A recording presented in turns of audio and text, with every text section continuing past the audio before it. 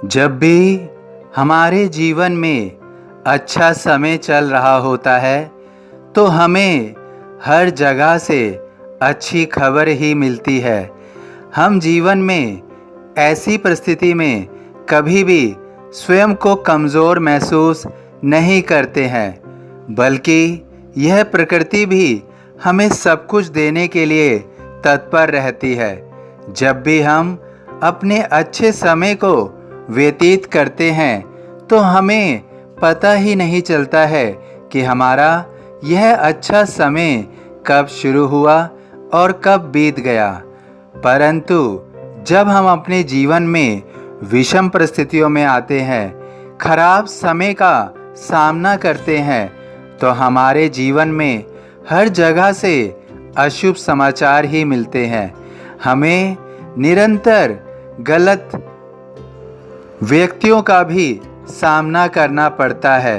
हम अपने जीवन को सुचारू रूप से चलाने में स्वयं को असमर्थ महसूस करते हैं और हमारा वह बुरा समय कोशिश करने पर भी बीतता नहीं है। परंतु हम अपने इस बुरे समय में यदि स्वयं को संभाल लेते हैं तो सही अर्थों में हम अपने जीवन को जी पाते हैं।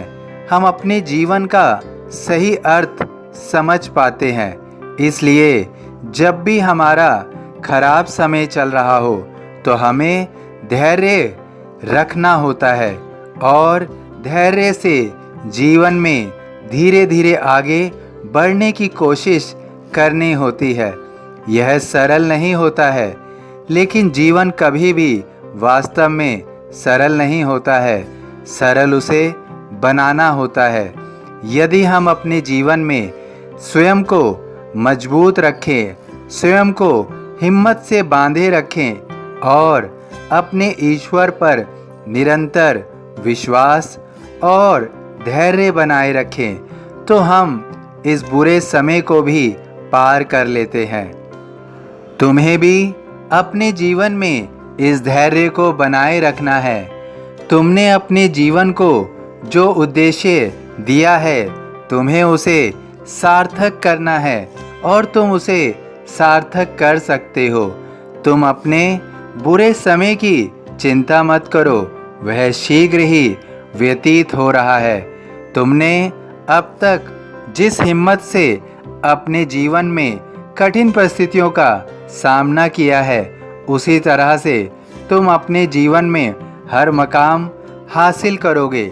जो तुमने चाहा है तुम उसे निश्चित रूप से पूर्ण कर पाओगे।